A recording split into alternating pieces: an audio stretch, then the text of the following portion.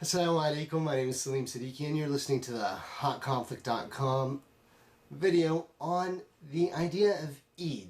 And so, we're talking today about the celebration of Eid, Eid al-Adha, and how that relates, and we're telling the story of what it is, this thing called Eid, the great celebration of the Muslims, and the Hajj, the pilgrimage to the house in Mecca.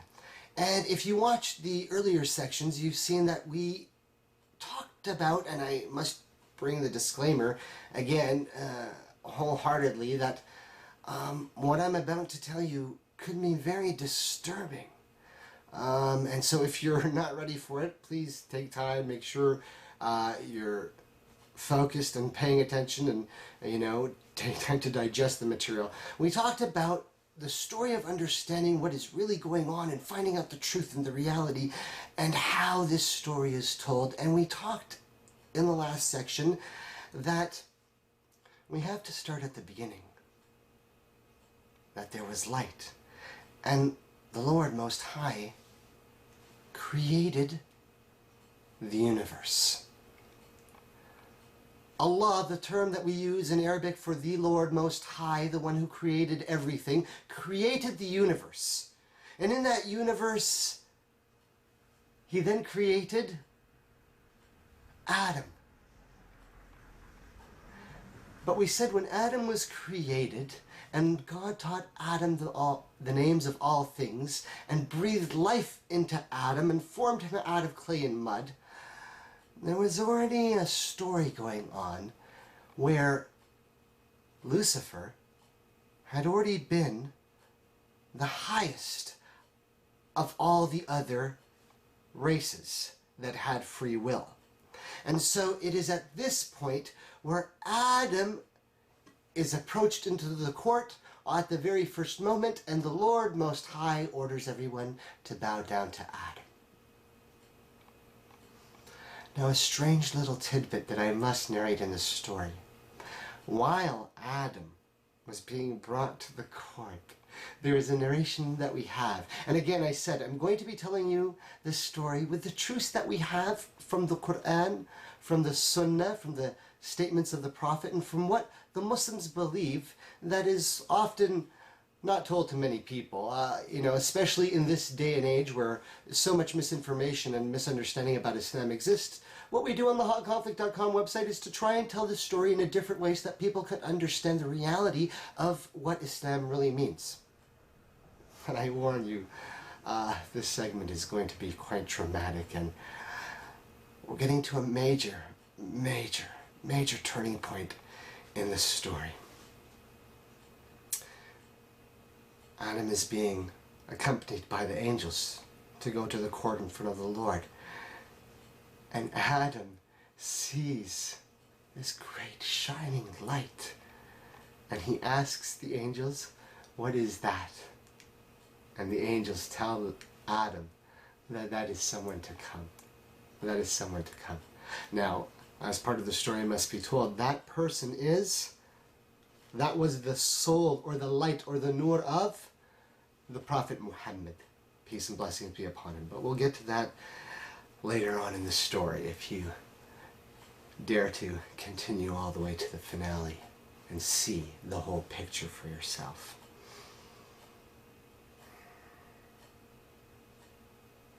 I have to change tone because what I'm about to tell you is so fundamentally important for you to grasp.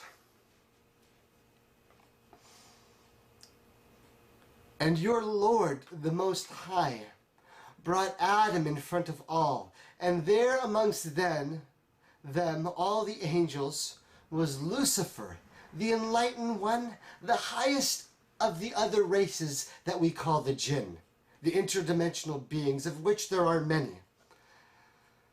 He had been the one who believed in the Lord the Most High, and was anointed as the most superior, and was blessed with having the status of being in the highest of the heavens.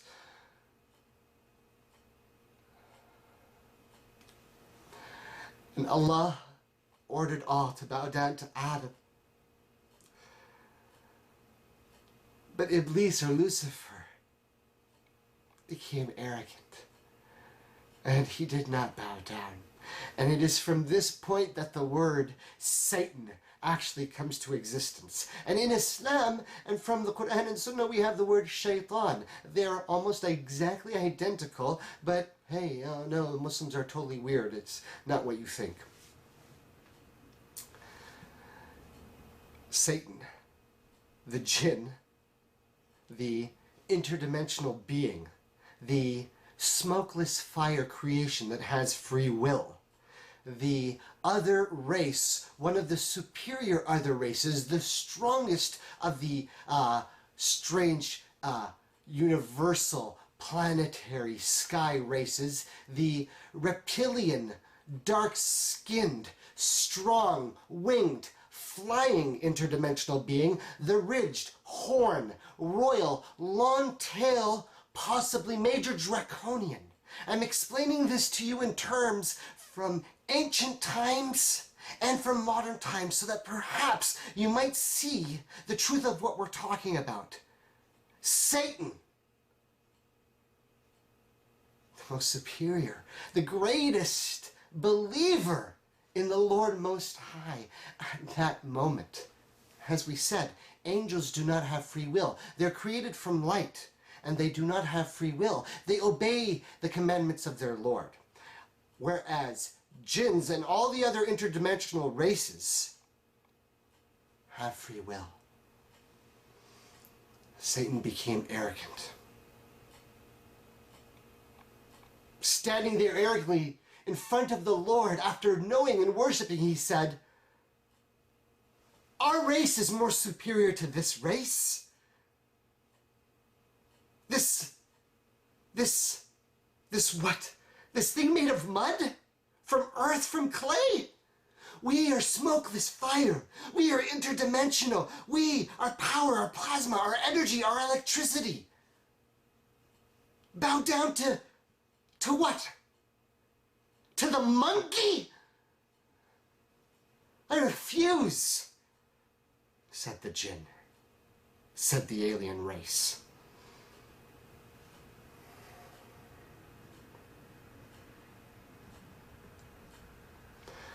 Allah said, "I know what you know not."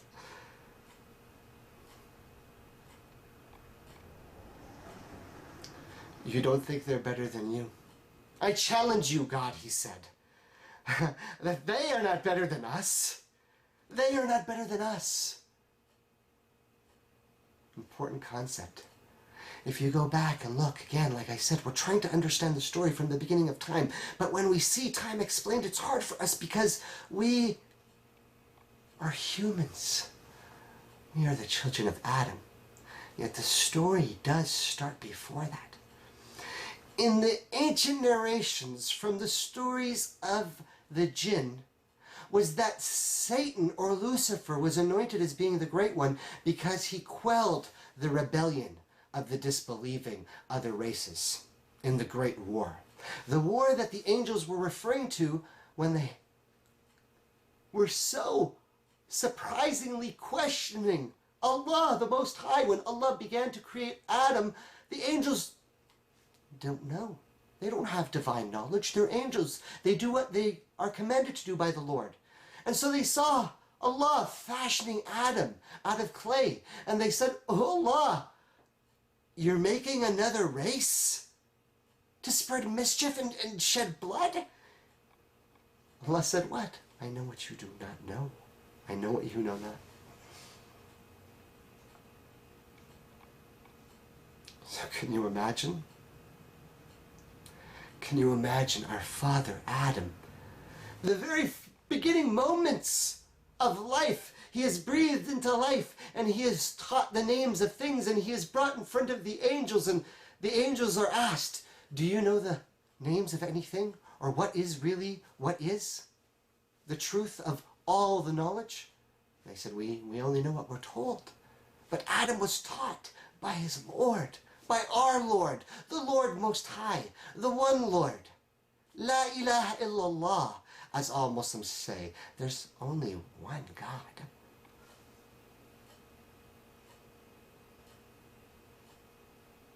But the Jinn And Satan, as we'll now refer to him, refused and said, our race is superior to this race. I will prove it to you. Oh my God, I challenge you.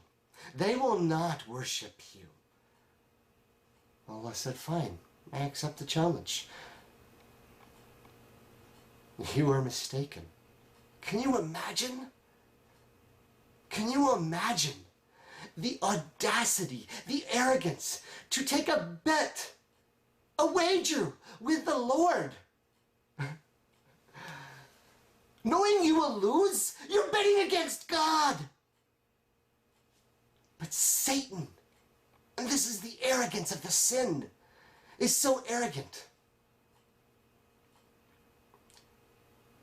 And this race and those who follow him are so arrogant. And this is important for us to understand, that they know, and Satan knows, that he will lose. Because you can't bet against God. But this is what evil means, to do something purely for harm's sake. I challenge you, O God, that they will not follow you. Fine. Allah says, I allow you. Allow me as much as I need, as much as you need, till the end of days, he says. Allow me till the end of days. Allah says, I allow you to the end of days. He will have offspring, this monkey. One of his, one of mine. Allah allows it. Fine. From your race, as many as you need. Imagine that day. Adam, newly to life, and sees angels and gets taught the words of all things and gets taken for the first time to the court and is told in front of everybody to bow down to him because of his great status, and he is so dignified and noble and honored. But before the moment can even be comprehended, all hell breaks loose. And here is this other race challenging him and his offspring to the end of days. And Adam is unaware of the magnanimity of what is going on. And you can't blame him. He hasn't been there. He doesn't know what's going on. He knows there is a Lord, but he doesn't know why. There is this dramatic fight, and what is this really about? Before anything can be truly explained, Satan is gone. The previous leader of the alien race, one of the most strong of them all, and possibly the most knowledgeable of them all, the most powerful of them all. As we know, the Prophet told us, and the Islamic knowledge is there, and it's been there for 1400, 1500 years, what people only today are starting to talk about. The power of telepathy, the power, what we call all of this unseen world, the ghaib in Islam. And the jinns, the creatures of smokeless power or fire, with the ability to manipulate the mind, as the Quran mentions it, it's called the whispering. Not within the same dimension or the same audible tones or view of the eyesight, but the other dimension that is there. Now, to be very clear, and this is an important fact, if you study through the truth of the Quran, you will see that Muslims have known for hundreds of years that from the interdimensional beings that we refer to as the Jinn, there are benevolent and there are malevolent. And that is very clear, and the warnings from the Prophet are widespread.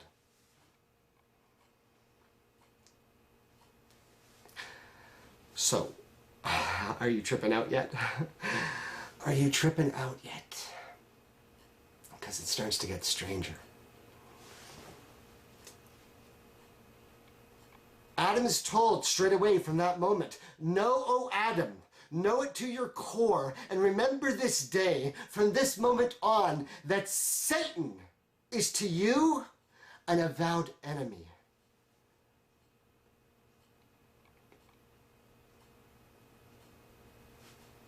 Adam, the first of our race, already at war with another race, and possibly multiples, as we now know. And Allah tells him very clearly, remember the fundamentals. There is only one God. And Satan to you is your true enemy. Adam believes. Of course he can do nothing but. He has been in the presence of the Lord. And so Adam, in the story we know, is taken to heaven and spent some time in the gardens, and he's unaware of the true nature of the human body, and eventually he is given a mate, and we won't get into the esoteric offshoot tangents of Lilith, because like I said, I can't tell you the whole story overnight, but if you want to search Lilith, you can look for yourself. But Eve is made, important note, from the rib of Adam, so that Adam and Eve can form a union, to create a family, and to continue the survival of the race of people, humans, who believe and worship the one true God. And Allah, the Lord Most High, warns them, "Go and enjoy the gardens of Eden, and live therein in bounty and joy. But do not eat of the fruit of," well, we have depictions of the fruit of knowledge, the fruit of life, and some narrations, the apple, and the tales and myths of society are all the way there. In the Quran and some of the narrations of the Hadith, some say that it was a fig tree. Possibly some of the Hebrew traditions have that. And we'll talk about this as we go through the story, as we continue. But we have a really important issue, is that God tests Adam. And this is part of the story that you have to understand. Allah is Allah. La ilaha illa huwa. There's only one God. And all of this that is happening and the story that is being told is there for a reason. But God warns Adam and his wife Eve, don't eat from the tree. And so what happens? Satan, the interdimensional being who has great powers, morphs, and many of the narrations make this very clear, appears in the gardens in reptilian form. Now obviously, in the gardens we understand that people were not in this bodily type of existence. It was a different kind of state, and so perhaps this was the time, as many modern day scientists try to explain, especially those in the ufology area, where they're relating to heaven and hell and galaxies and alien races. They talk about understanding the different dimensions, and since we're talking about Eastern and spiritual culture, I'm going to be talking about some of these concepts of astral projection, reincarnation, and how they really relate. And so we know that the Jinn was able to morph and change form and come in some type of reptilian form. And since we're talking about being in the higher dimension, or as some of the modern ufologists, such as Alex Collier would say, a density, we're talking about being at one of the superior densities at that time. Animals, trees, plants, all the different things were able to communicate, right? And so that's how come you see always the depiction of the reptoid, Jinn, in whatever fashion, was able to communicate with Eve. And here's where we have a little bit of difference with the Christian interpretation coming from Islam. Muslims don't put any blame on Eve being the mother of sin, or the birth of original sin. Such concepts are ludicrous. The fact that any soul would bear the burden of another is idiocracy. Allah, the Most High, is just. And every soul and son of Adam bears their own weight. No one bears the burden of another. No one bears the burden of another. Not Eve from the very first moment, not Jesus later on. Part of the story that gets confused and sometimes we get lost. We got to go back to always the fundamental, which is what's the fundamental in the story? La ilaha illallah. There's only one God. God tells Adam, remember, I'm your Lord. You obey me. Don't eat from the tree. But see, the interdimensional beings come in the form of morphing and say to Eve, get knowledge and you will know the truth of everything. And so Adam and Eve both eat, and both are sinful. And Adam being the leader of the two, and this is very important, and it's clear from the very start that those who try to blame Eve for the original sin are placing a burden on our mother, that you have no right to do that, right? How dare you suggest that your mother was blameful for you? You take responsibility for your own actions. Adam was the leader, and why? Important part of fundamental, that Eve was created from Adam's rib. When we say that angels are created from light, and that jinns, the other interdimensional beings, in all their various shapes and forms, and other races, are all made of some form of smokeless fire, right? However we want to interpret that into modern days. And we are made from mud and clay, and how we want to interpret that from flesh and bone of the earth. Well, Eve was created specifically, not from mud and clay by God, but from the rib of Adam. Right? And it's an important point. Why? It shows very clearly the patriarchal system that Allah, the Most High, established from the creation of Adam and Eve. And if you want to get into some of the strange myths around the importance of patriarchal society, then you can go into some of the narrations of the character of Lilith. That we are not able to confirm 100% from Islam, and we're not getting into all of the strange details of the story, like I said.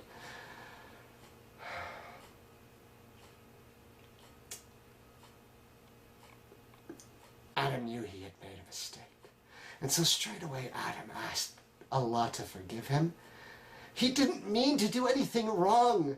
It's just that Allah told him that there's only one Lord, and you're supposed to listen to Allah. But Shaitan, this other race, Jinn, came and said something to them, that by eating from the tree, they would be able to get greater knowledge and know more about Allah and the truth of the reality, even though it was something that they weren't supposed to do. Now here is something really, really important from a spiritual point of view that you must understand. Adam, our father, was so pure of the spirit and freshly created that he did not understand how messed up the system was. He couldn't comprehend that this other creation, or this other race, who knew of the existence of the Lord Most High, would lie about God. Adam, it just never occurred to him that anybody would lie about God. How could that be? Adam, oh, by Allah, have mercy on him, and peace and blessings be upon him. He didn't understand how the other race could lie about God. It was incomprehensible to him. But the die was cast. And so Adam and Eve were sent to the earth. And as the Quran very clearly says, that Adam was made to be the leader on earth. It wasn't a punishment. It wasn't a punishment. It wasn't a punishment. It was for us to prove that our Father was correct. In what? Knowing that the trust that God gave him wouldn't be abused. And what is that trust? To believe, La ilaha illallah, that there's only one God. And so Adam and Eve are sent to the earth. But the story gets messed up. Because Adam and Eve are sent to the earth, and just like you think it should be, it's not how it is. Adam and Eve don't get sent together, ladies and gentlemen. According to legend, Adam will land somewhere near Bangladesh, that we now know as Bangladesh, and Eve somewhere around Africa.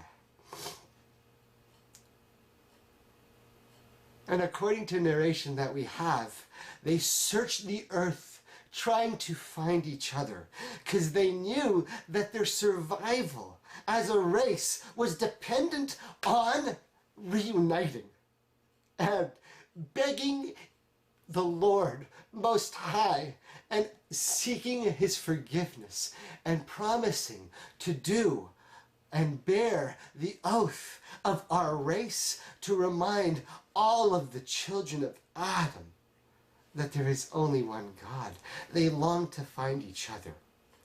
And as a mercy, God finally let them, after God knows how many years of searching the earth, Adam and Eve, and one of the most romantic, epic stories. Again, the details are incredible if you go through the legend.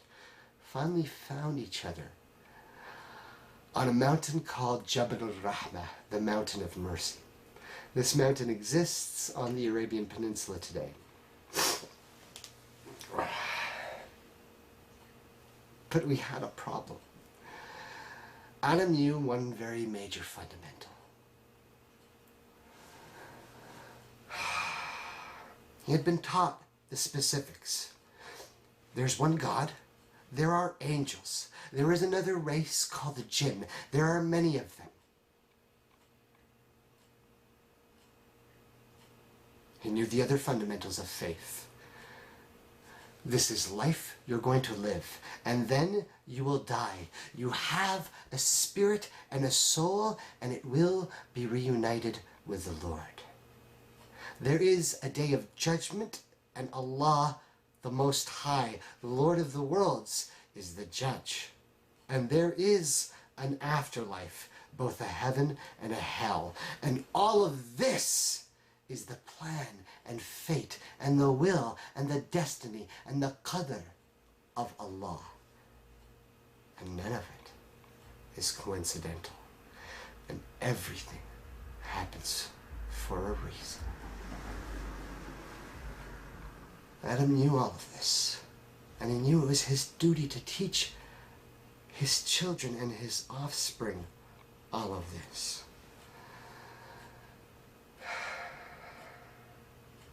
And he knew one other major important factor that oftentimes we forget, that our race was at war with the other races. And they would lie to us. They would lie to us. They would do whatever they could to manipulate us. Adam knew.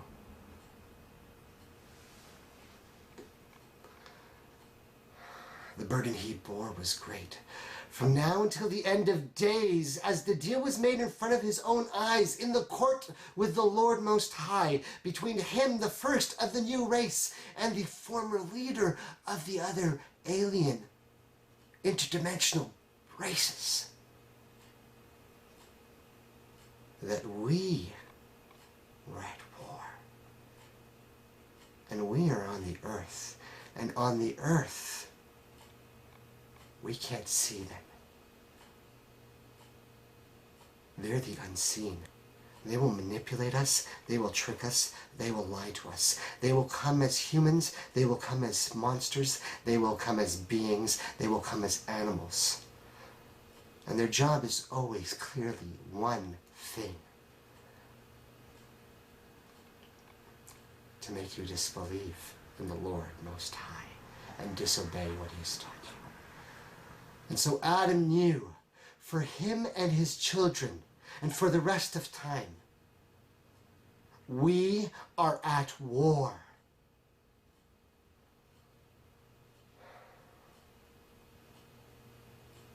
It's time for